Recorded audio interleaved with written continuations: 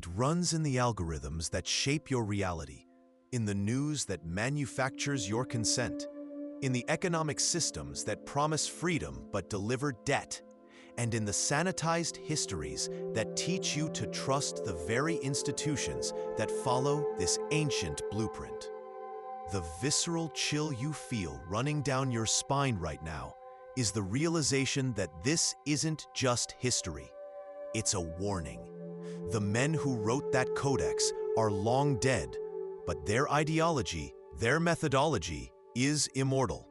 They update the technology and change the costumes, but the core principles of control remain the same. It is a chant, a rhythm, a creed. You are one of them. The handle of the billhook you carry is slick with rain and nervous perspiration. Its polished edge, a cold promise against your shoulder. This is the road to London. This is the end of the world, or the beginning of a new one. A priest stands on a cart, his robes tattered, his eyes burning with a light that terrifies the noblemen watching from distant hills. And they built a world on the page that reflected the one they wanted, not the one that was. But they made a mistake. They couldn't burn every letter. They couldn't erase every charter. In a forgotten convent in Spain, a single, sealed document survived the purges. It was written in the Queen's own hand, and its contents don't just speak of her hidden influence. They detail a conspiracy at the heart of the Church itself, a secret so profound, it threatens to unravel the very lineage of the kings they fought so hard to protect. On this parchment, the sun burns at the center, a monstrous, unblinking eye. And the earth, your home, your entire world, is just a tiny, frantic speck, one of several, circling that terrifying flame. The brass astrolabe on the table beside it, a web of intricate rings and pointers, confirms the calculations. Your heart hammers against your ribs. To even look at this is heresy. To possess it is a death sentence. They believe the age is dark because we are ignorant. The old man whispers, his voice a dry rustle of leaves. A thigh bone from John the Baptist. 1,500. Enough to purchase a small army. What 99% of people, huddled in their freezing homes, will never know is that this is the real work of God. Not charity, not salvation, but inventory. They believe the Church preaches of a heavenly reward, of storing up treasures where moth and rust do not corrupt. But here, in the cold, honest dark, you see the truth they bury beneath their altars. The trade in holy relics is the single largest, most profitable, and most fraudulent enterprise in the known world. You are in a tavern. The air is a living thing, thick with the ghosts of 1,000 spilled ales, the sweet tang of pipe smoke, and the heavy animal warmth of unwashed bodies pressing close against the cold. The floor beneath your boots is sticky. You can hear the low murmur of a dozen conversations, the clatter of wooden tankards, the wet sound of a dog gnawing a bone under a table. In the corner, illuminated by the dance of the firelight, two merchants are speaking. It was meant to blind you, to dazzle you, so you couldn't see the monster it contained. The lead knight emerges from your neighbor's hovel, wiping his blade on a length of stolen cloth. He barks an order, and his men begin loading your village's entire winter stockpile onto their pack horses. They move with a brutal efficiency. This is routine. They are just one cell in a vast network of power and fear that keeps the world in its place, with you at the bottom. But then you see it. As the knight mounts his warhorse, his cloak shifts. The knights were the muscle, the priests were the propaganda wing, and the kings were the C-suite executives of a vast corporation of control, a corporation that has never been dissolved. It was never about saving souls, it was about owning them. The physical book may be lost to time, but the program it contains is still running. You feel its ghost code everywhere. What they want you to believe is that it was a rabble, a mindless, muddy horde of furious farmers, a footnote of rage in the grand chronicle of kings. But the secret, the one they drowned in blood and ink, is that a mob does not have a manifesto. You feel it first in your teeth, a low, bone-deep vibration coming up from the ground itself, the percussive thunder of 60,000 feet marching as one. The air, thick with the smell of wet wool and righteous sweat, hums with their voices. It is not the scream of a riot. They build a foundation of truth that says power has always belonged in the hands of men.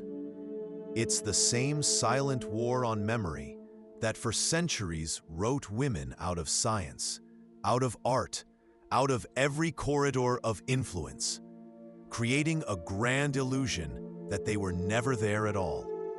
This is the secret you were never meant to learn. History is not a record of what happened. It is a story of who won the right to tell it. The men with the swords and the crowns also held the ink and the quill. An old scholar, his hands stained with the ink of 100 forbidden texts, leans over the table. Your eyes are fixed on the chart he unrolls. The dry rasp of the parchment against the wood is the loudest sound in the universe. This isn't the map the bishop preaches from the pulpit, the one that shows a perfect, holy earth held safe and cherished at the center of everything. In that story, the sun, the moon, and the stars are just loyal servants, circling humanity in adoring, eternal orbits. No, this chart is a blasphemy. You feel the cold seep through your thin shoes, a chill that has nothing to do with the temperature. The monk, Brother Thomas, dips his quill. You hear the faint, wet scratch against the parchment, a sound that cuts the silence like a razor. His whisper is not a prayer, but a calculation. Unum phalanx es Petri, ducentos slorenos. 1 phalanx of St. Peter. 200 florins. Enough to feed your village for a decade. He makes a small, neat tick mark. His finger, smudged with ink, slides down the page. Femur, Ionis Baptiste, Mille Quingentos. The secret they buried wasn't a heresy or a treasure. It was a love letter, folded into a perfect square, smelling of crushed lavender and ink. And the man who wrote it signed it to another man, a knight he called his son and his shield. What they don't want you to know is that when the priest found it, tucked inside a prayer book, he didn't recoil in horror. He hesitated because he recognized the handwriting, and he understood that burning this small confession wasn't an act of piety. It was an act of political survival. God will know his own. The noble knights obeyed. That wasn't an aberration. That was the job. It's the oldest model of control, a strategy of sanitization that is still used today. You just have to change the words. Violent corporate takeovers are called market streamlining. Clandestine assassinations are neutralizing a threat. And armored thugs crushing a peasant revolt are repackaged for the history books as chivalrous knights. The shining armor was never meant to protect the man inside from a sword. What they called the Heretics Codex wasn't a book of heresy. It was a manual for empire, a blueprint for psychological dominance. The idolized figures you learned about in school, the noble kings, the chivalrous knights, the pious saints, were not historical realities. They were characters, archetypes created by the authors of this manual to serve a narrative. They were the celebrity spokespeople for the greatest lie ever told, that humanity is lost without a powerful, centralized authority to guide it. 99% of our history is the marketing material from this campaign. You've just uncovered the lie that built the modern world. But who was the original liar? And what other worlds did they erase to protect their power? Imagine the sound, that quiet, chilling ASMR of a monk's blade scraping across cured vellum. The whisper-thin scrape, scrape, scrape, shaving away the word empress until it is nothing but a faint scar on the parchment, ready to be overwritten with a lesser truth. This isn't just ancient history. It's a form of social control that echoes into your own world. It is the quiet, institutional machinery that creates a past to justify a present. By erasing powerful women from history, they create a precedent. The greatest lie ever told wasn't about God, it was about your place in His creation. And the proof that it's a lie is unrolling right now in the trembling candlelight. The air is cold enough to steal your breath, thick with the scent of beeswax and decaying paper. You are in a hidden room, a stone hollow carved behind a monastery library. The only light comes from a single, sweating candle, its flame dancing as if startled by the secrets in the dark. The air doesn't move down here. It hangs, thick and cold, a shroud woven from damp stone, incense, and something else, something sweet and cloying, the ghost of decayed flesh. You are in the belly of the monastery, a crypt where the prayers of the living are meant to comfort the bones of the dead. But the man kneeling by the candlelight isn't praying. His lips don't move with scripture. His eyes, narrowed to slits in the flickering gloom, scan a heavy leather-bound ledger. They tore it down with their own hands. They buried the aqueducts under layers of manufactured piety and called it God's will. So you stand there, shivering as the cold air seeps into the great hall for the first time. The fires are out. The water is already growing cold. They taught you to fear the water, but what they really wanted you to fear was each other. What other secrets, what other truths lie buried right beneath your feet? 99% of people today believe chivalry was a real guiding principle. They don't know the secret written in the earth of southern France. They haven't seen the archaeological reports from the mass graves of the Albigensian Crusade. The skeletons piled in the earth aren't armored soldiers. They are the bones of thousands of unarmed men, women, and children, hacked to pieces in their own churches by these same paragons of virtue. When the Crusaders asked the papal legate how to distinguish the heretics from the faithful, the command came back cold and clear. Kill them all. All the secrets you have witnessed tonight, the suppression of folk medicine to create dependence, the destruction of science to maintain a monopoly on truth, the invention of chivalry to glamorize violence in service of the state. They are not disconnected tragedies. They are chapters from the same horrifying playbook. The secret that connects everything is that the Dark Ages were not an accident. They were a beta test, a controlled demolition of a knowledgeable, decentralized world to build a new system of top-down control. But as the phantom coast of Brazil disappears into the scroll, you notice something else, a small annotation in a different hand near the edge of the known world. It's a single word in Latin, barely legible in the flickering light. Dracones, dragons, a common warning for uncharted seas. But looking at the hidden continent, You realize it wasn't a warning to sailors. It was a warning to everyone else. A command to stay away. To keep the most valuable secret on Earth safe for those who would know how to exploit it. She didn't just support the fight, she led it.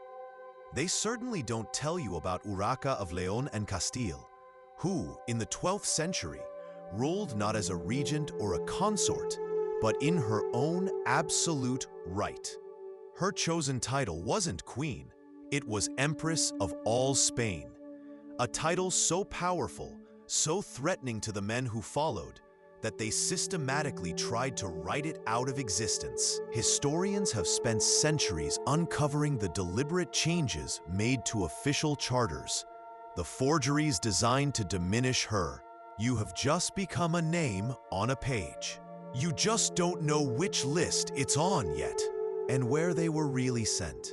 He stops, letting the poison of his words fill the cellar. He tells you there is another book, a hidden book, that contains secrets far greater than this. Secrets of herbs that can heal the flux. Secrets of stars that can predict the harvest. Knowledge the church calls witchcraft. Knowledge that could set you free. And suddenly, this isn't about history anymore.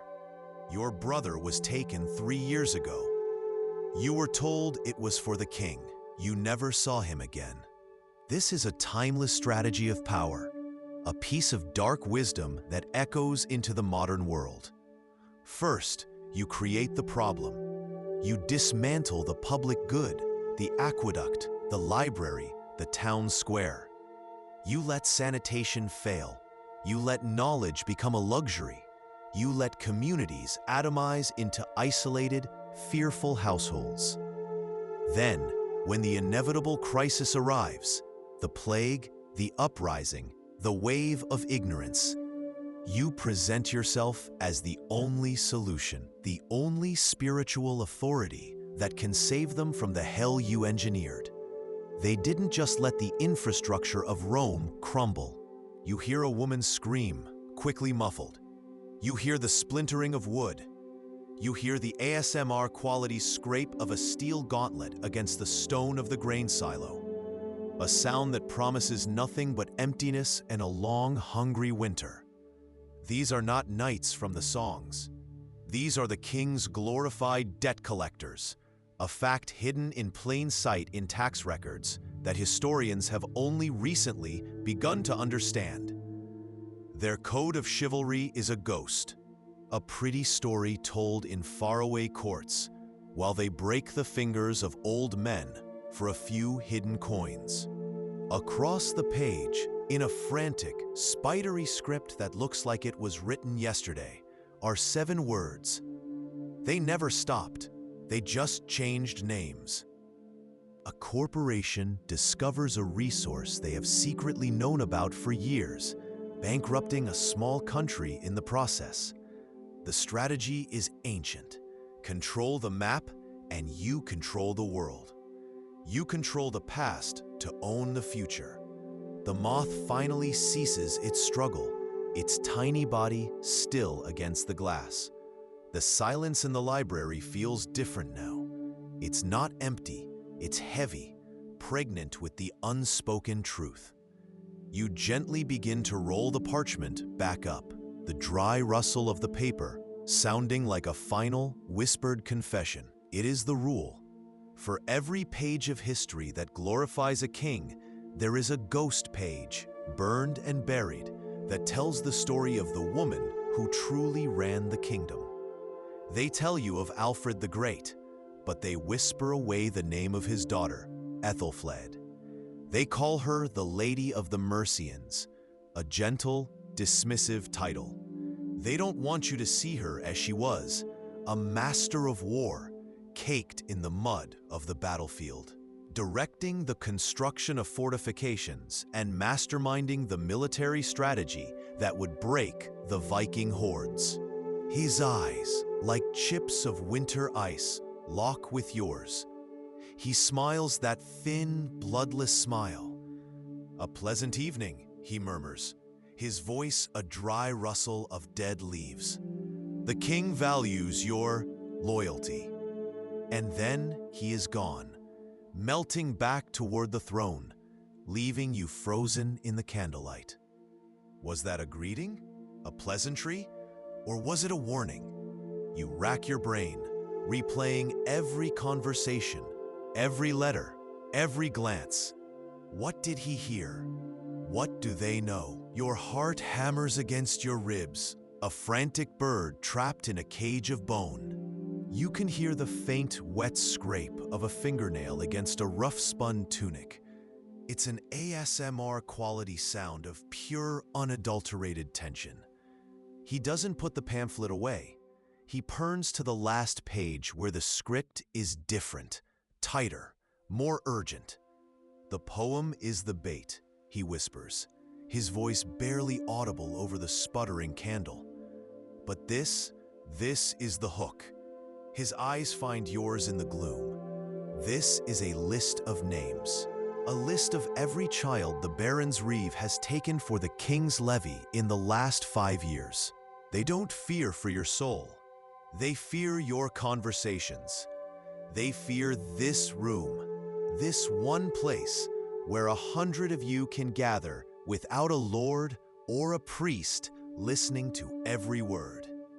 A place where ideas can be exchanged like bath tokens, spreading from one mind to another in the warm, anonymous steam. An idea is a seed. A crowd is fertile ground. They cannot control what they cannot hear. By shutting this down, they aren't just making you dirty. They are making you alone. This is the 1% on horseback, and they've come to collect. Their armor isn't for duels or dragons. It's a brutalist architecture of intimidation. Each plate is a declaration that your life is worth less than the metal encasing theirs. You can't see their faces behind the terrifying anonymity of their visors, just dark slits that swallow the light. They are less men, more unforgiving statues given monstrous life. They don't dismount with grace. They crash to the ground. The jangle of their male coifs sounding like a bag of dropped shackles. One of them kicks open your neighbor's door. The strategy is so timeless, so chillingly effective. You wonder if a copy sits on a shelf in every corridor of power, even now. This codex wasn't written by the heretics. It was written by the men who hunted them. They didn't burn this knowledge, they used it.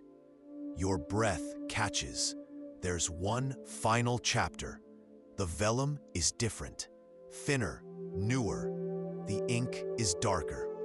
Your hands shake as you turn the last page, expecting a final, damning instruction. But it's not a command.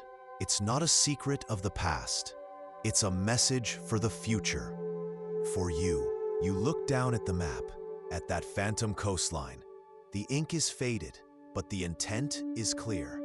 Someone knew. The bankers of this very city, the kings of Portugal, the cardinals in Rome, they knew. They knew and they waited, holding the knowledge like a dagger in the dark, ready to be used when the time was right. This is the same tactic that echoes through our own time. A nation feigns ignorance of a rival's troop movements to justify a preemptive strike. You see the almost imperceptible shake of her head that makes him pause, mid-sentence, and reconsider his decree. You hear the whisper, a sound softer than the rustle of her silk gown, that completely alters the plan for a war that will kill 1,000 men. The decision is made, but 99% of the people in this room believe the king made it. You know better. His power is the sun, blinding, obvious, and hot. Hers is the gravity that holds the sun in its course. What they don't want you to know is that this is not an exception, but we see the master of whispers, and you know the truth that echoes down the centuries. The system is not designed to protect the people. It is designed to protect the powerful.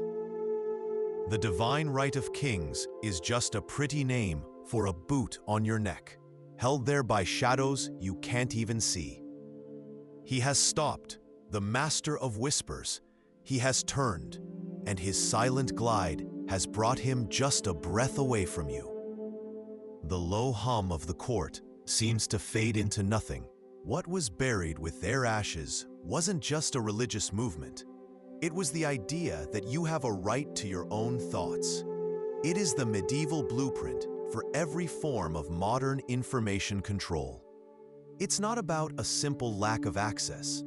It's about flooding your world with an approved story, a single narrative, while the quiet voices of dissent are buried, deplatformed, and silenced. The goal has never changed. Keep the population consuming, not questioning. The storyteller finishes the poem. The silence that follows is heavier than before. He calls this place a temple of sin, where nakedness invites demons and idle chatter breeds heresy. He tells you that a clean body is a distraction from a pure soul, that suffering is a prayer, that filth embraced with a pious heart is a virtue. You watch as they shatter the clay pipes that have carried life here for 500 years. You hear the wet, sucking sound of the main drain being blocked, a sound like a giant choking. This isn't neglect, this is murder. And in that moment, the lie becomes clear. It's the sound of a coming storm, but this storm rides on iron-shod hooves. You press your face into the crack in the wattle and daub wall, the rough mud scraping your cheek. Your breath catches, a tiny, terrified puff of white in the cold air. Outside, the village is frozen. Chickens have stopped scratching. The blacksmith's hammer is silent. Even the dogs are not barking. They know. Then they crest the hill. They are not shining. The sun glints off steel, yes, but it's a dull, menacing light, like the reflection from a predator's eye.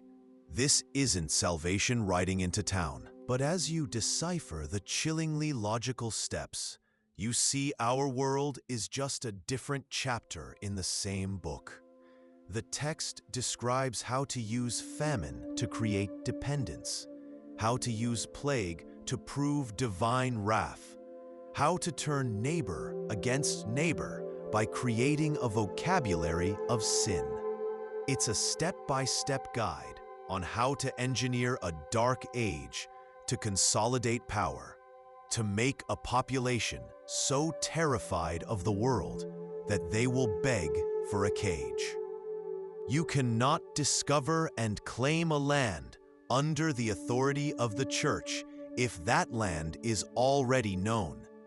You cannot claim divine right to conquer a people if they are already part of a global tapestry of trade and contact.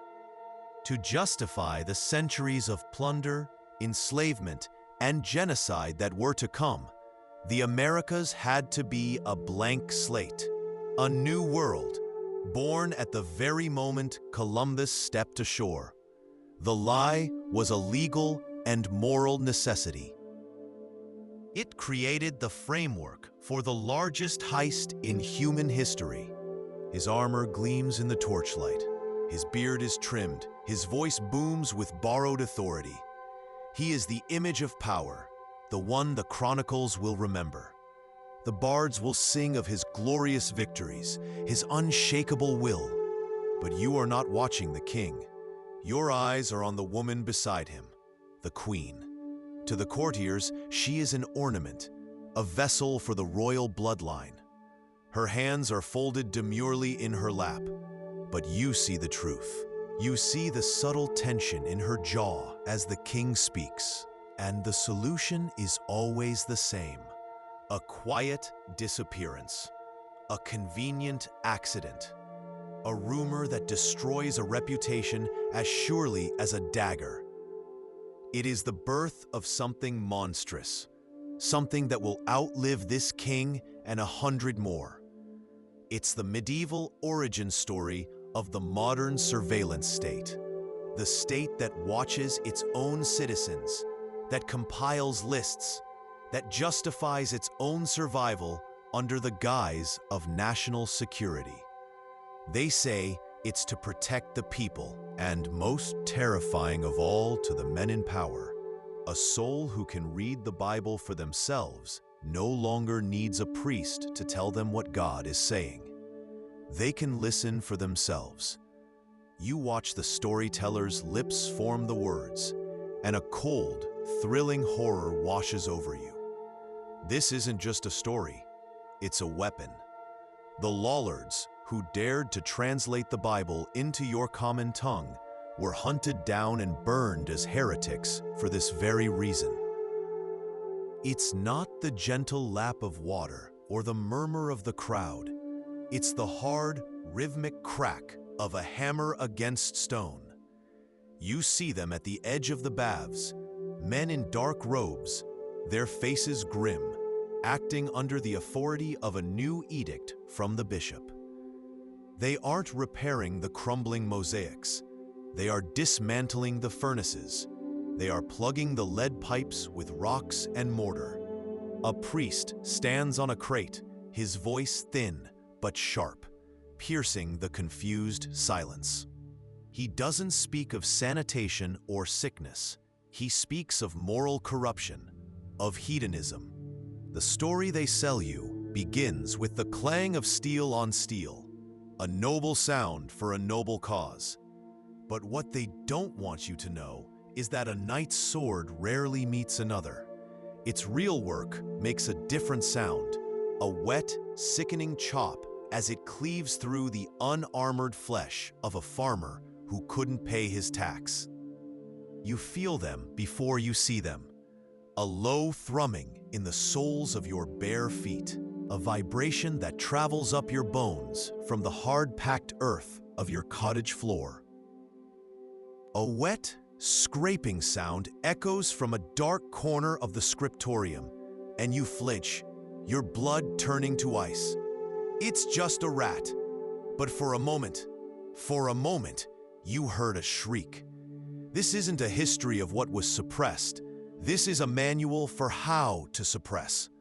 This book isn't a victim's cry for help. It's the predator's playbook. The modern world is built on the idea of progress, of escaping the superstitious brutality of the past. It means the story you were taught in school, the neat little rhyme about 1492, is not just wrong. It's a deliberate fabrication, a lie engineered to build an empire. The proof is here, in your hands, but also carved into the frozen earth of Newfoundland, where archaeologists have unearthed a Norse settlement from the 11th century. The secret wasn't that the Americas existed. The secret was kept from the public. You can feel the weight of this conspiracy settle in the cold room. Why hide it? The reason is as simple and as brutal as a headsman's axe. The history they gave you is a story agreed upon in a room you were never invited into. And the most powerful lie isn't the one they shout from the castle walls. It's the one they whisper through silence, the lie of omission. You are standing in the shadows of a great hall, a ghost in your own time. The air is thick with the smell of beeswax and damp stone, a cold that seeps through the soles of your thin leather shoes. Before you, on a throne of carved oak and iron, sits the king. They were dragged to dungeons, their vast wealth seized for the crown, their power broken, not in a battle, but in a whisper. You can almost hear the sound that must have haunted the nights leading up to it. The soft, dry scrape of a quill on parchment as the Master of Whispers finalized the kill lists. That's the ASMR of absolute power. Not the clash of steel, but the scratching of a pen, signing a quiet death warrant. This is the secret that underpins your world. Kings don't just have enemies. They have projects, problems to be managed. This is the truth they never teach you. The church and the nobles didn't just hoard knowledge. They actively fought a brutal, clandestine war to suppress it. Buried deep in the legal codes of the era are laws imposing horrific penalties: flogging, branding, exile, for the crime of teaching a peasant to read or write. Why? Because a peasant who can read a land contract cannot be easily cheated. A serf who can read a royal decree can question its fairness. But they're wrong. They don't know that your town was built on the bones of a Roman city, and you inherited its ghost. The Great Aqueduct, a stone serpent winding down from the hills, still bleeds fresh, clean water into the heart of your city. This bathhouse, a marvel of engineering they can't even replicate, is your birthright. It is the last great bastion against the dark, a place where, for a few pennies, a serf can feel as clean as a king. Then, one day, the sound changes. The witch hunts were never about religious purity. They were about intellectual property theft on a horrifying, murderous scale. They burned the libraries, and then they burned the librarians. But what if some of this forbidden medical knowledge wasn't just about herbs? What if it involved procedures so advanced they would be considered miracles even today? To forge an age of faith, you must first forge an age of fear. The sentence hangs in the silent air. It's not a historical observation. It's an instruction. You decode another. Man will not seek a savior if he does not believe in the demon. Therefore, give him demons. Place them in the fog, in the forests, in the belly of the sick, in the heart of the non-believer. Name them, draw them, make their shrieks the sound of the wind at night. The scatter of islands in the mid-Atlantic that have no business being on a map made decades before Columbus was even born. Your breath catches in your throat. This isn't a mistake. This is a secret. What they don't want you to know is that the existence of the Americas was one of the most poorly kept secrets among the European elite. 99% of people today dismiss the evidence: the Vinland map, the Roman coins found in a Massachusetts salt marsh, the accounts of Welsh princes sailing west, as hoaxes or wishful thinking, because the alternative is too terrifying. As the last Cathar stronghold, the mountain fortress of Montsegur, was about to fall, legend says 4 of their leaders escaped. They were lowered down a sheer cliff face in the dead of night, carrying the order's fabled treasure. They weren't carrying gold or jewels or even a sacred cup. They were smuggling a secret out of a dying world, a truth that refused to be burned. The question that has haunted secret societies for centuries isn't what the Grail is or where it is, but who. And are they still out there? 99% of people have no idea how it was even possible.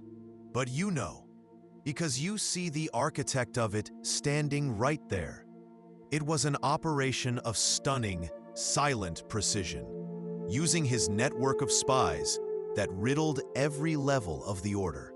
The Master of Whispers coordinated a single nationwide action. On Friday, October 13th, royal agents, acting on sealed orders, arrested every Templar in France in a single night. Simultaneously, they had lists of names, locations of every preceptory, plans of every castle. It was an intelligence coup that would rival any modern agency. But those are holy, distant, not for you. These are different, small, angry, and alive in the flickering light. He clears his throat, and the sound is like a stone dropping into a silent well. He begins to speak a forbidden poem, a rhyme about a thieving baron and a clever peasant. But 99% of people who hear this story don't know the most important secret. He is not reciting it from memory. His finger, stained with dirt and road dust, traces the words as he speaks them. He is reading. This is the secret war. The sound of 1,000 whispered conversations echoes off the tiles, a gentle roar of life. Merchants cutting deals, mothers sharing remedies, old soldiers telling lies about forgotten wars. You lower yourself into the pool, the water a perfect, shocking warmth, and for a moment, the gnawing hunger in your belly and the fear of the coming winter simply dissolve. This is more than a bath. It is a sanctuary. It is civilization. This is the secret 99% of people will never learn about your life. They picture you caked in mud, living in squalor, accepting filth as fate. This knowledge was a direct threat to the church's monopoly on the ultimate product, your survival. If a priest's prayer could cure you, your soul and your tithe belonged to the church. But if a woman with a garden could do it for the price of a bitter cup of tea, the entire power structure would crumble. So they rebranded them. Healers became witches. Medicine became heresy. A campaign of terror and propaganda so successful, its echoes shape our world right now. In the way powerful corporate interests discredit and bury cheap, natural, or decentralized solutions that threaten their trillion-dollar industries. It's a political treatise bound in the heart of a book of secrets, and you recognize the cipher. It's the one from the star charts, the key you've been carrying in your mind for months, the one that unlocks not the heavens, but the architecture of hell. Your heart is a frantic drum against your ribs as your mind works. The metallic taste of fear, coppery and sharp, coats your tongue. You don't need parchment. The words form in your mind's eye, branded there by the candlelight. Your fingers, smudged with dust that feels ancient, trace the rum lines radiating from a compass rose. It's a Portolan chart, a navigator's secret weapon from the 14th century. It's a masterpiece of practical knowledge, showing coastlines with breathtaking accuracy. But your eyes aren't on the familiar boot of Italy or the shores of North Africa. They are fixed on the far left edge, the place where the known world was supposed to end in a sea of monsters. And there it is, a faint but unmistakable coastline. A curve of land that matches the bulge of Brazil. They weren't just killing people. They were burning a library. They were erasing a hard drive.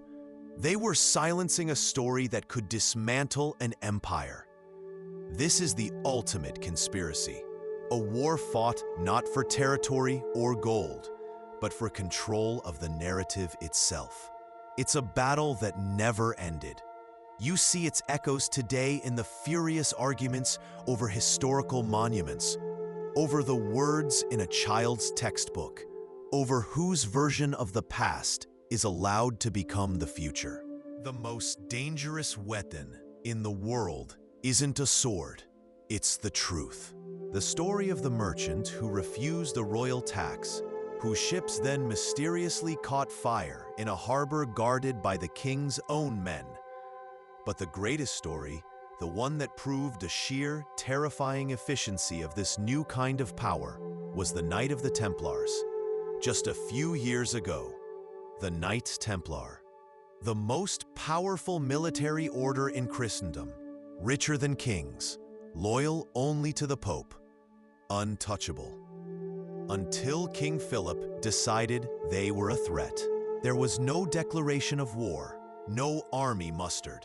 His face is lined like a worn map, but his eyes hold a dangerous fire.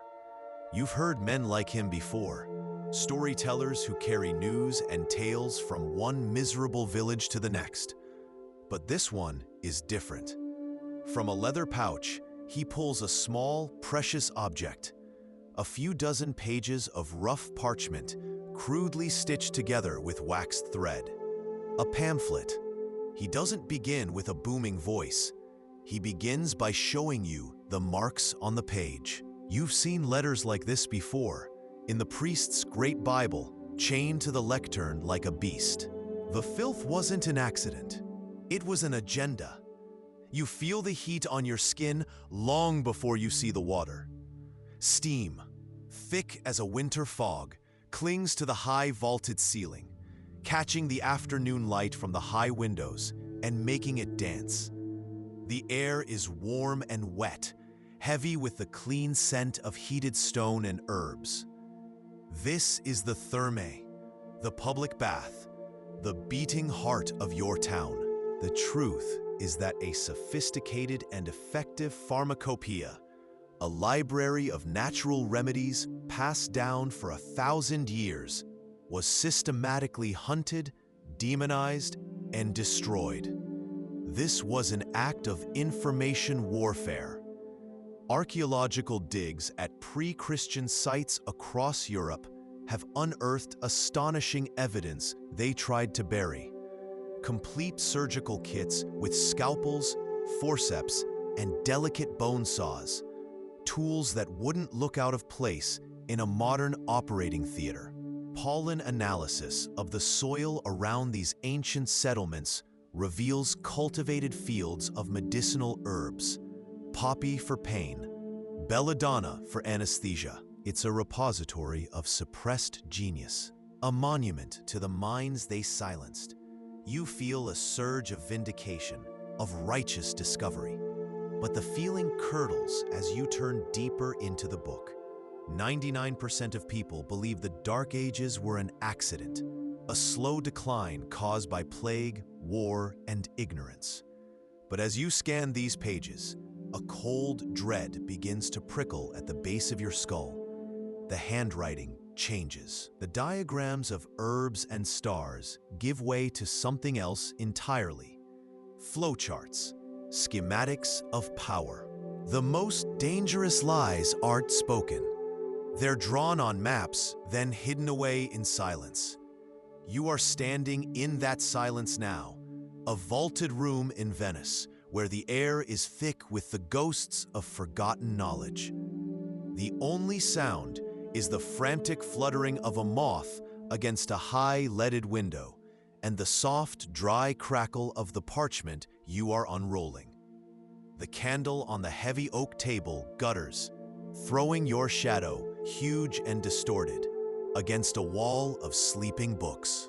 The Albigensian Crusade wasn't a war on heresy. It was a search and destroy mission, an inquisition armed with swords and fire, sent to assassinate a historical fact. Imagine standing in the city of Béziers. The air is warm, scented with lavender. Then the scent is replaced by smoke, by the screams. When the papal commander was asked how to tell the Cathar heretics from the faithful Catholics, he gave the most chilling order in medieval history. Kill them all. God will know his own. 20,000 men, women, and children were butchered in a single day. They are filled with coded correspondences, lists of informants paid in silver, and the details of operations that would make a general blush. You've heard the stories. Everyone has. They are the ghost stories this court tells itself to stay in line. The story of the Duke who spoke too freely of succession at a feast and was found in his bed the next morning, his face a mask of placid blue, no mark on him. 10 of you, maybe 12, packed so tightly your shoulders press against your neighbors, sharing warmth against the encroaching night. A single tallow candle spits and gutters, casting long, dancing shadows that make monsters on the stone walls. Every creak of the floorboards above, every howl of the wind, sends a jolt through the room. The punishment for this gathering is death. Not a clean death, but the agony of the pyre. In the center of your small circle sits a man you don't know, a traveler. It was a template, and it makes you wonder, if they would fake a miracle to control a single town, what would they be willing to do to control a continent? The hammering in your skull softens to a dull throb. Your fever breaks. What they don't want you to know is that this isn't witchcraft, it's medicine. The bitter tea she gave you was brewed from the bark of the willow tree, a tree that grows by any river. Willow bark contains a compound called salicin. Today, we call its synthetic cousin aspirin. 99% of people believe medieval medicine was a horror show of leeches, prayer, and blind superstition. The collection of truths so profound the church supposedly spent centuries trying to erase it. Your fingers, trembling and smudged with dust, trace the embossed leather. It's cold, impossibly cold, like it's been sleeping in a grave. You open it. The first pages are exactly what the legends promised. Here, the intricate diagrams of the human circulatory system, centuries ahead of their time. Here, the recipes for poultices and cures the church declared witchcraft. You see the peasant's almanac you discovered in the abandoned cottage. Its star charts, copied here with meticulous, obsessive detail. A terrifying question hangs in the poisoned air of this dead village. A question that stretches across 7 centuries and into your own bedroom tonight. What if the greatest catastrophes in history aren't accidents? You look from the silent, rotting cottages to the bustling, protected manor on the hill, and a chilling truth scrapes against your soul. The rats weren't the only plague. You can feel the cold dread of that truth now, spreading through you. The guardians of this secret, it said, were a people in the south of France. They were called the Cathars.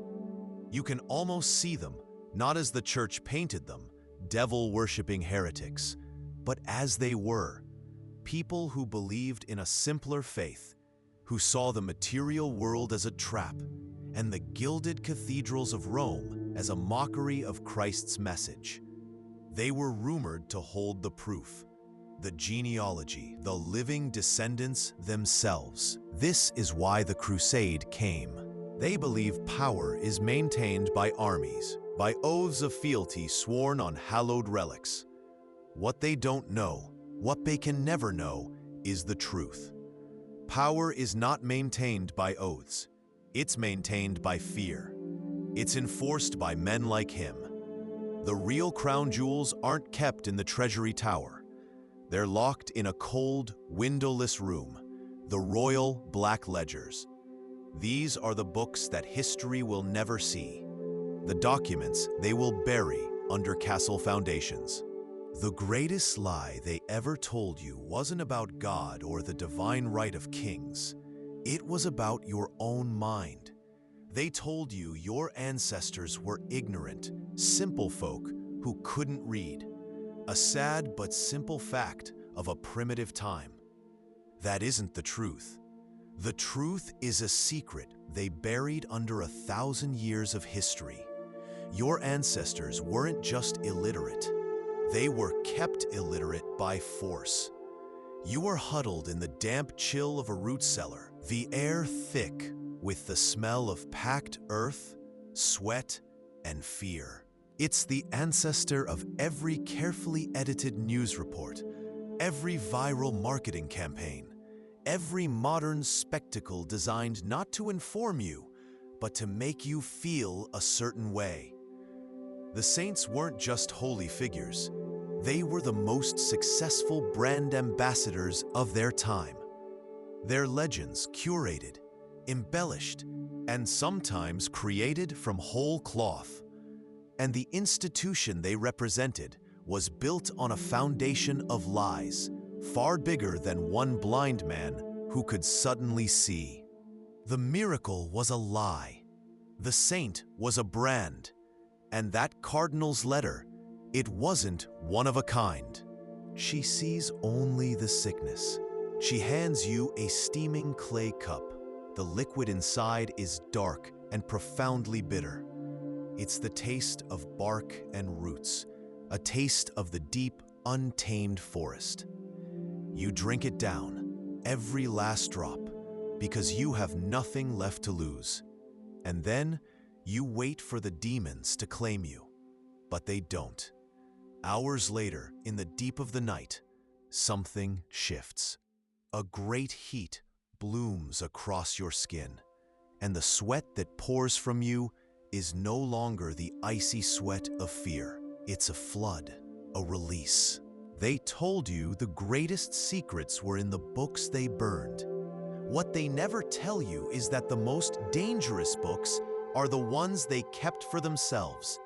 And you've just found their library. The book lands on the stone lectern with a heavy, final thud that echoes in the hidden chamber. The air is a tomb of dead knowledge, thick with the sweet waxy ghost of 1,000 candles and the dry almond scent of decaying paper.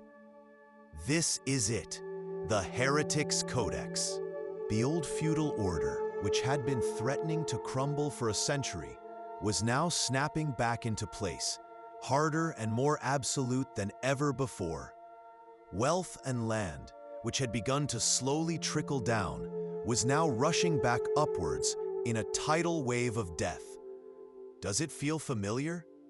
This story of a terrible, world-altering crisis, a pandemic, a financial collapse, a war that mysteriously, almost magically, results in a massive consolidation of wealth and power in the hands of a tiny few. It is the ghost that haunts our own headlines. The theory, whispered in heretical texts the Vatican tried to systematically destroy, is that the Sang-Real was the lineage of Jesus Christ and Mary Magdalene, a line of descendants that would invalidate the divine authority of the Pope, proving that power was not passed spiritually to Peter, but genetically through flesh and blood.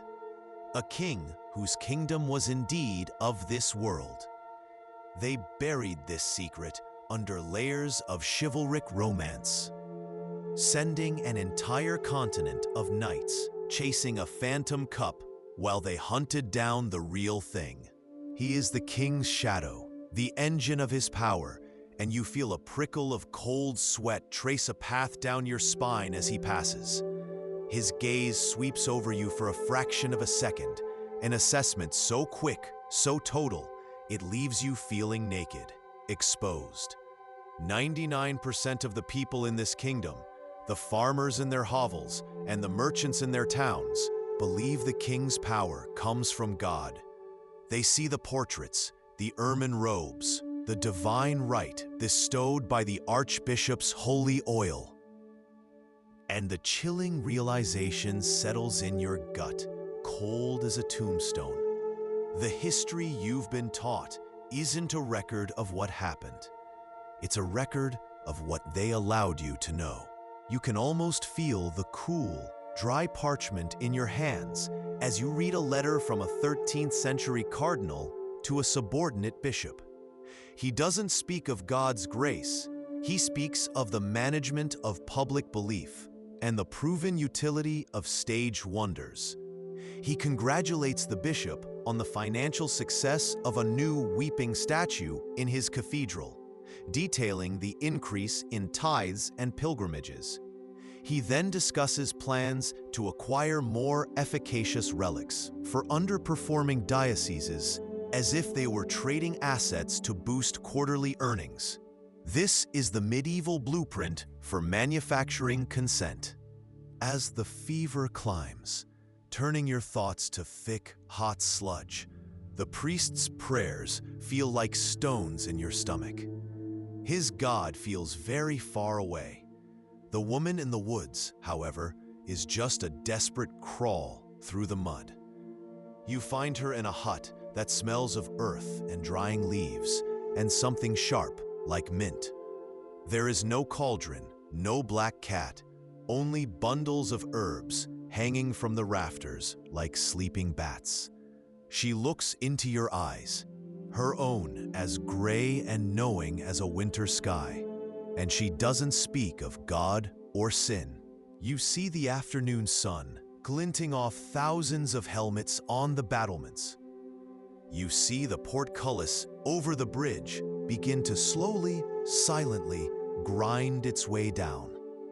The offer to talk feels less like an invitation and more like the sound of a trapdoor swinging shut beneath your feet. It was the perfect weapon, a divine judgment that required no army, one for which no man could be blamed. You watch another family, their faces hollowed out by grief, abandon their home and its red cross, beginning the long walk up the hill to servitude. You see the Lord's reeve, well-fed and clean, meeting them at the edge of the property, a ledger in his hand, already marking down new names for the new workforce. With his last, rattling exhalation, a sound so intimate and final, it will live in your ears for years, he whispers two distinct words: Sangreal, royal blood. And in that instant, the world tilts. 99% of people know the story of a sacred cup, a quest for a holy relic. That's the cover story. The beautiful, romantic lie painted over a truth so profound, the church slaughtered thousands to bury it. What you now know is that the Grail was never an object. It was a person, a bloodline. You laugh at a jest from a neighboring lord, but your eyes dart across the room. There, by the king's side, the master of whispers. He doesn't walk, he glides, a shadow in fine silks. While others posture and boom, he is a pool of silence. His smile is a thin, razored line, and his eyes miss nothing. They are the eyes of an accountant, but instead of coin, he tallies secrets, debts of loyalty, whispers of treason. In the margin of that forbidden book, the one about the stars predicting the fates of kings, it was drawn next to a passage about secrets that, if revealed, could topple a dynasty. It's the mark of a society you're not supposed to know exists. One that didn't just observe these hidden truths, but curated them, erased them, or preserved them for their own ends. The priest who burned that letter, the historian who mistranslated that diary, they weren't just acting on their own. They were following an order. They don't know the blind man is a trained actor from a neighboring province, paid in silver and the promise of salvation. They don't know the miracle is a meticulously staged piece of political theater, designed to crush dissent and reassert the church's absolute authority. This isn't speculation. This is the secret they buried in the deepest vaults of the Vatican, a truth hidden for over 700 years. For a brief period in the 20th century, certain archives were unsealed, and among the pious histories were letters that read like corporate memos. He speaks of God's will, of penance, of a soul. The Tower of London, a white stone tooth, bites at the gray sky. Fear, cold and metallic, floods your mouth. But you are not alone. You are an ocean of people, and for the first time in your life, you feel the tide is yours to command. A single rider approaches from the city, bearing the king's standard. He shouts that the boy king, Richard II, will meet you. He will hear your demands. There are cheers around you, a surge of impossible hope. But you look past the messenger, toward the city walls. It speaks not of a random act of nature, but of a guided catastrophe. A great reset designed to cull a rebellious and inconveniently upwardly mobile population.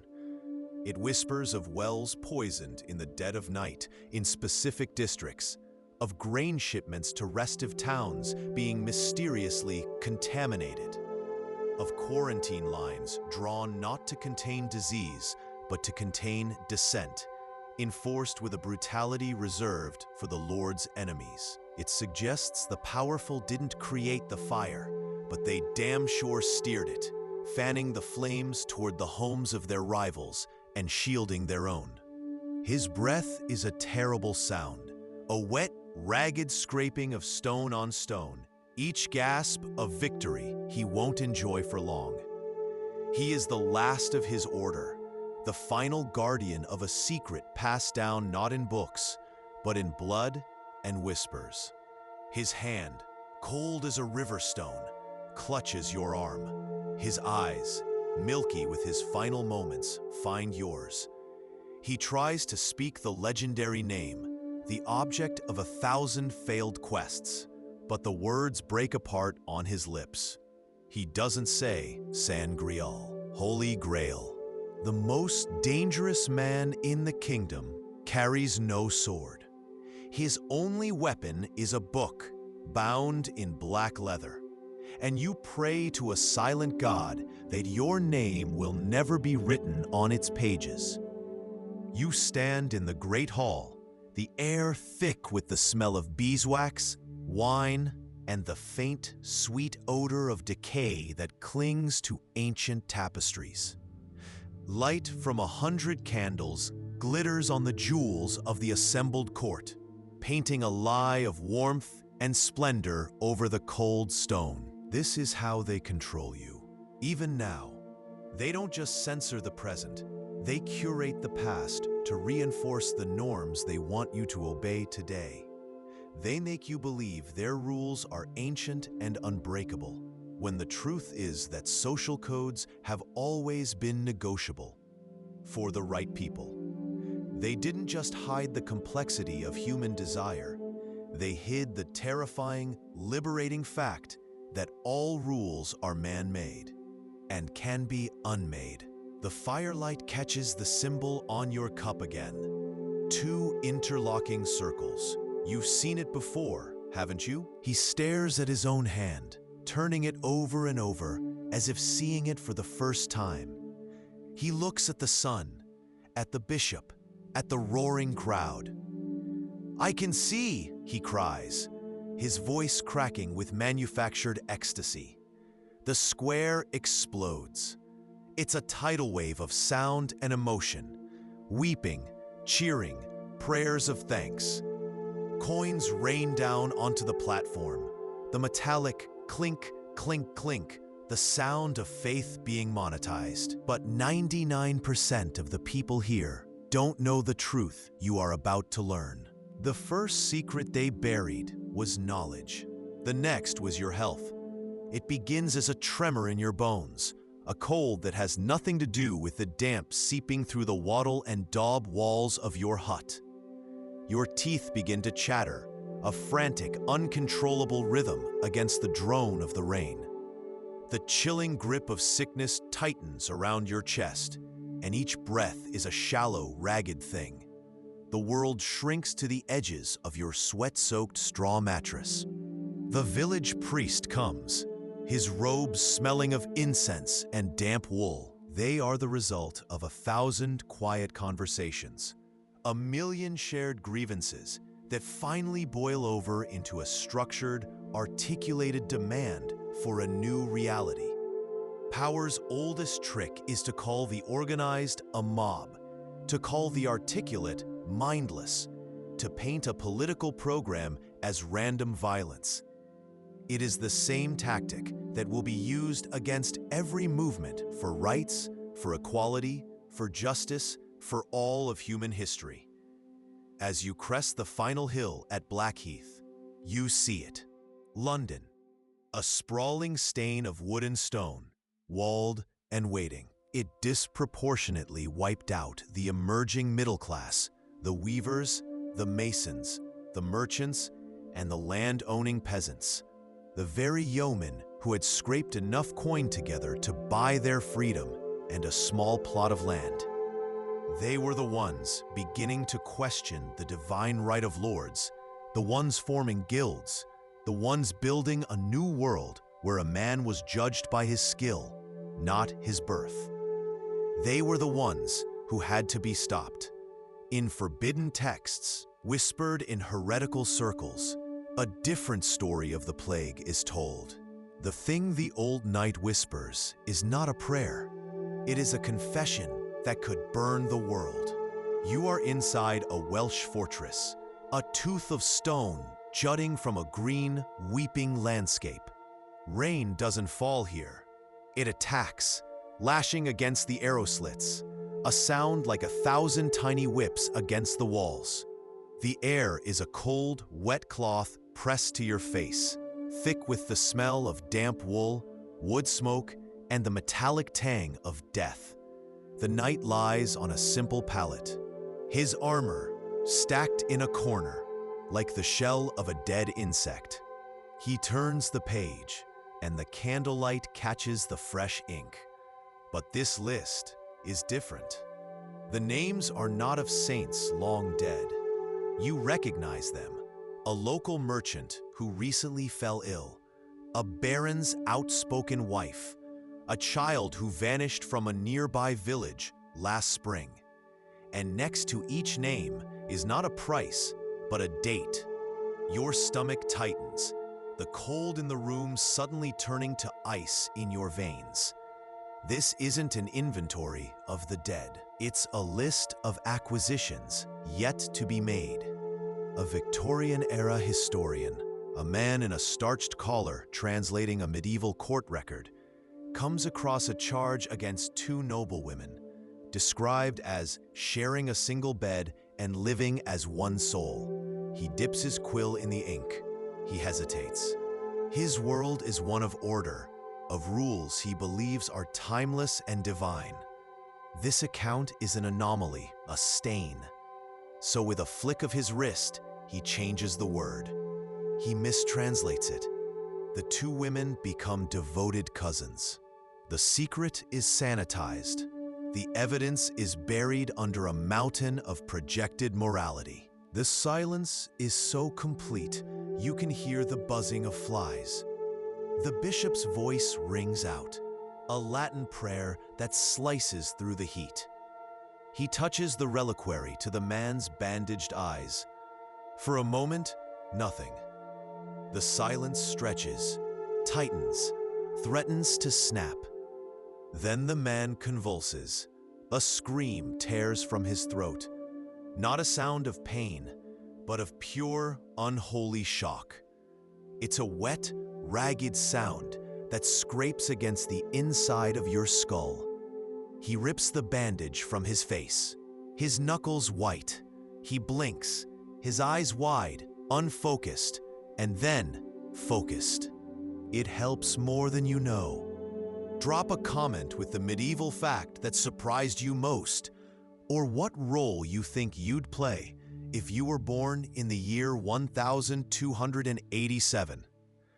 Let's begin and live the life they never got to finish. But be warned, some truths about the past are harder to forget than others. The end of the nobility itself. You are not fighting for bread. You are fighting for the concept of humanity. Listen, beneath the chanting, you can hear it. The quiet, rhythmic shing, shing, shing of 100 men sharpening their scythes as they walk. It's a sound that promises a harvest, but not of wheat. It's an ASMR track for the apocalypse. This is the truth of popular movements that terrify the establishment, a truth that echoes into the future. They are not chaotic flukes. This is the secret 99% of people will never learn, because the victors don't just write the history, they burned the evidence. They buried the records, but they couldn't bury them all. In the few surviving tax rolls from the era, a horrifying pattern emerges, a statistical anomaly that no rat or flea can explain. The plague did not kill indiscriminately. It was a scythe that culled with chilling precision. And that's when you hear it. Not a knock, something worse. The slow, methodical scrape of a heavy bolt being drawn across the outside of the hidden door. You are not in a secret room. You are in a tomb. The flame on the candle gutters, its light shrinking, as if it too is holding its final breath. It's the blueprint for every televangelist who will one day sell miracle water through a screen, for every financial institution that will sell incomprehensible products backed by nothing but a promise. It is the original bubble, built not on stocks, but on salvation. Faith, you realize, has been weaponized. It is the most powerful tool of economic and political control ever devised. Brother Thomas closes the chest. The heavy lid falls with a deep, resonant thud that you feel in your own bones.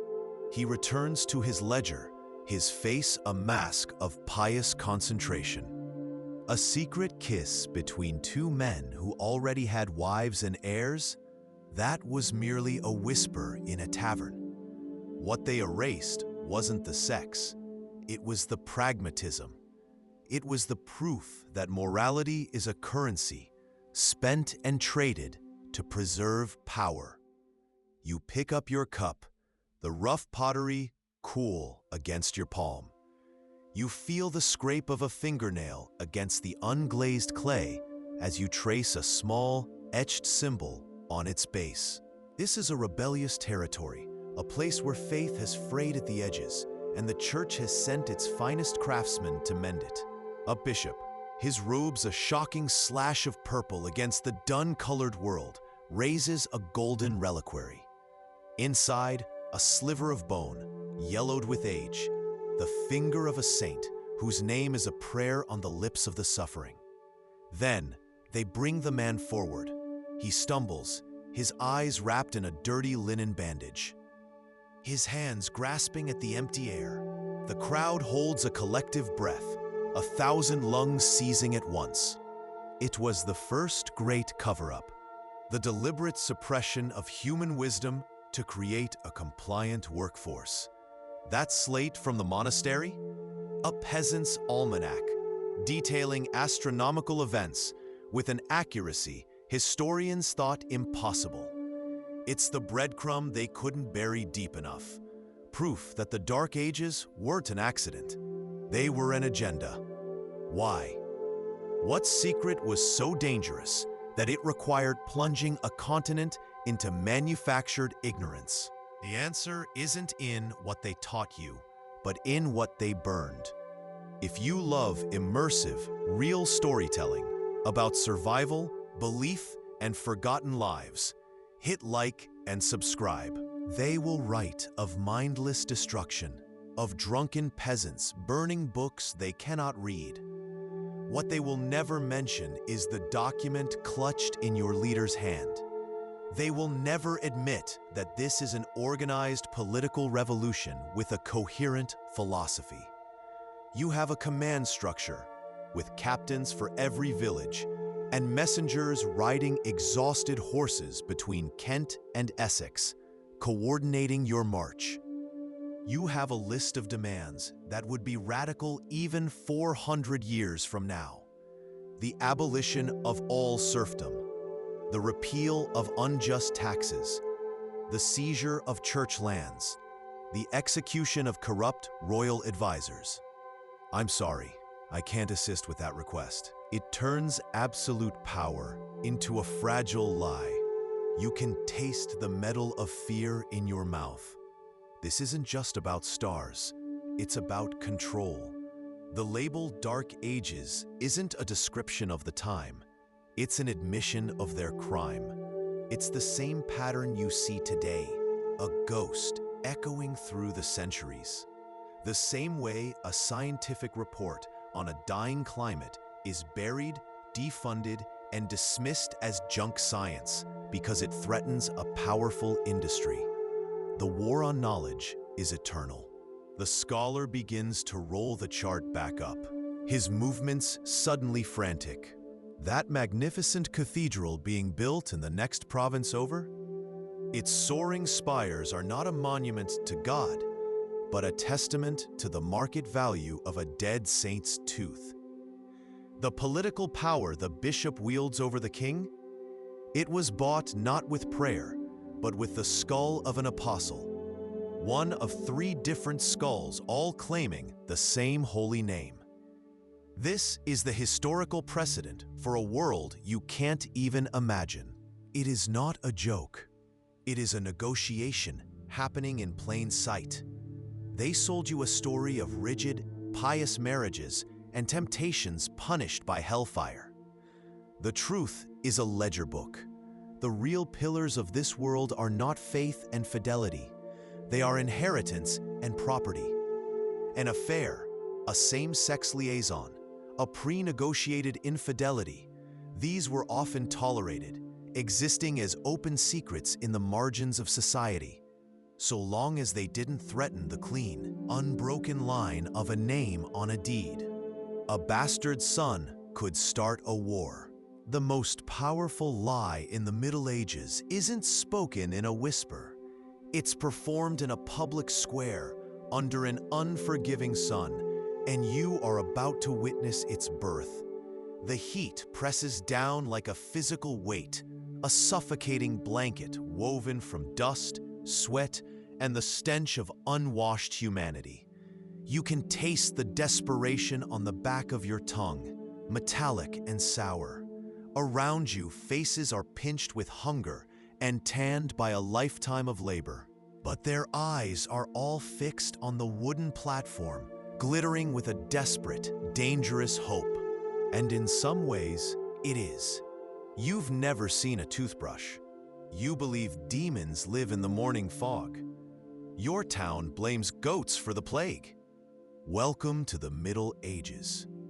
But 99% of what you believe about this world is a carefully constructed lie, designed to make you feel safe in your own. The powerful didn't want a population that could read the stars and the soil. They wanted one that was dependent, afraid, and looking to them for salvation. So they called this folk knowledge pagan, superstitious. It is a declaration that the blood in your veins is the same color as the king's, that the soul of a serf is no smaller than that of a bishop. It is an idea so dangerous, so utterly heretical to the structure of this world, that to speak it aloud is to beg for a hangman's noose. And 99% of what has been written about you, about this moment, is a calculated lie. The chroniclers, paid and protected by the very lords you seek to unmake, will paint you as beasts. The air is thick, syrupy with the sweet, rotten honey smell of decay, a stench that coats the back of your throat and makes you taste your own fear. Every other door is marked with a crude red cross, a sloppy prayer painted in desperation. They are not warnings anymore. They are tombstones. But something is profoundly wrong. Your gaze lifts from the mud and filth, up the hill that separates the world of the dying from the world of the living. There, against a sky the color of a bruise, sits the Lord's manor. It is untouched. 99% of people will never learn that thousands of texts like this, filled with advanced mathematics, astronomy, and medicine, were systematically hunted and destroyed by the very institutions sworn to preserve wisdom. The church knew the earth wasn't the center of the universe. But that truth was a disease they had to contain. Because if the earth isn't the center, then perhaps humanity isn't God's singular focus. And if that's true, perhaps the church isn't his sole emissary on earth. That single, terrifying thought is enough to shatter kingdoms. It transforms a prayer into a question. He sees a vial of reddish dust, supposedly the dried blood of a martyr. It was purchased from a merchant in Venice who gets it from a butcher shop. None of it matters. Belief is the currency, and the supply is infinite. This is the secret the church guards more fiercely than any scripture. The financial records of the Fourth Crusade, the one that saw Christians sack the Christian city of Constantinople, were conveniently lost for 500 years. What they showed was not a holy war, but a corporate takeover, funded and paid for with stolen relics. They were more dangerous, yes, but also, in some ways, more honest. A woman near the fire laughs, her voice cutting through the din. She is the wife of a local lord, and she is speaking to him openly about the knight who will guard her estate while he is away on crusade.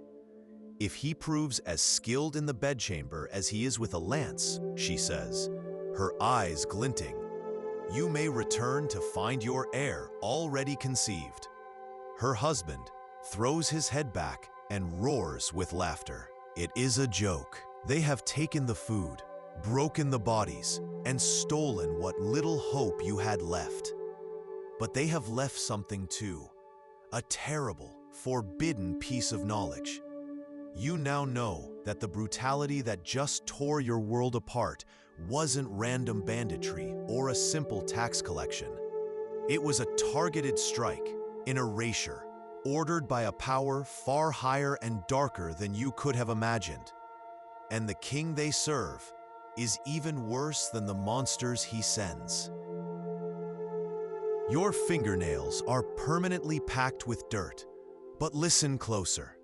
Past the buzzing of flies, you hear the quiet hum of a system. You see it in the neat furrows of a 3-field crop rotation, a method so sustainable, modern organic farmers are just now rediscovering it. You feel it in the way the old women plant by the phases of the moon, whispering to the beans as they push them into the soil. This isn't ignorance. This is a secret language spoken between humans and the earth. They tell you this is a brutal, simple time.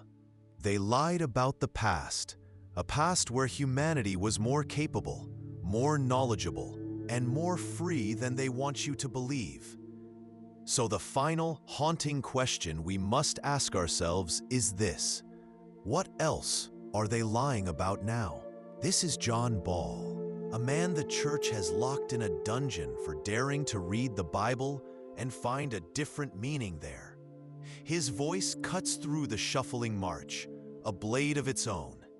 When Adam delved and Eve span, he roars, his voice cracking with passion. Who was then the gentleman? A wave of sound answers him, a 60,000-throated roar of agreement that shakes the very leaves on the oak trees.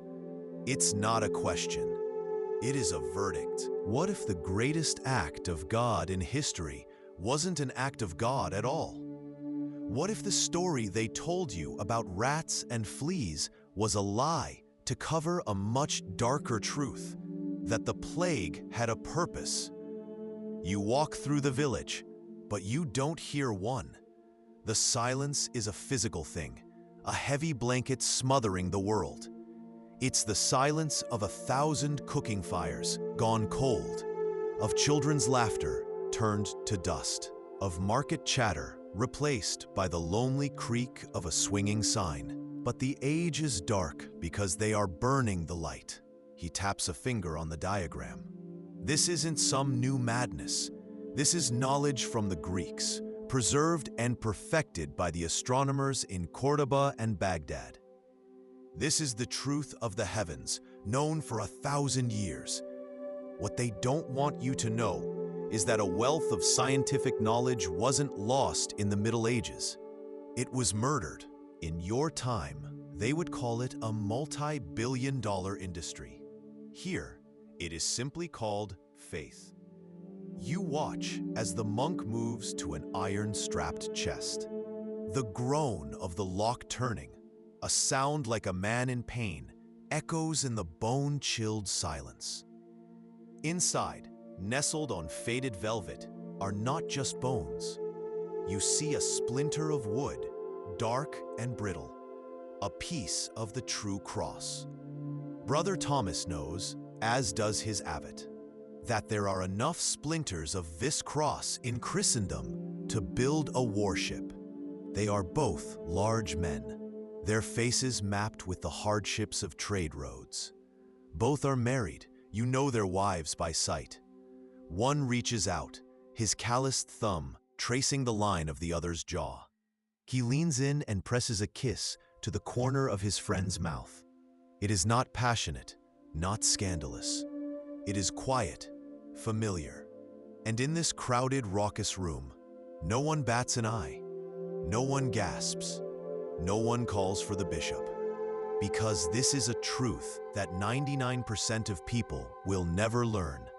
The rules of love were different here. For a brief second, you see the symbol embroidered on his tunic, hidden beneath the outer layers. It is not the sigil of your local lord. It is not even the crest of the king. It is a coiled black serpent biting its own tail, a symbol whispered about in terrified tones, the mark of the king's secret order. The men who do the work, even the executioners, refuse. They ride away, leaving behind a shattered silence and the coppery smell of blood on the air. Deep in the archives of a Benedictine monastery in Cluny, France, 19th century excavators found something they immediately reburied. It was a secret carved in slate, an inconvenient truth that shatters the first and biggest lie you were ever told about your own past. But let's leave that slate buried for a moment. Instead, you are here, standing barefoot in a field in 12th century England.